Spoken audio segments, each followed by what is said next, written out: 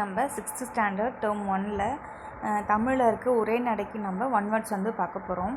First வந்து பார்த்திங்கன்னா, தொன்மை என்னும் சொல்லின் பொருள் பழமை.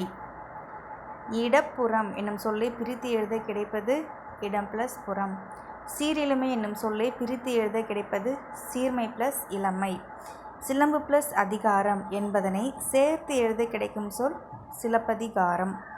கணினி ப்ளஸ் தமிழ் என்பதனை சேர்த்து எழுத கிடைக்கும் சொல் கணினி தமிழ். தமிழ் மொழி போல் இனிதாவது எங்கும் காணோம் என்று பாடியவர் பாரதியார்.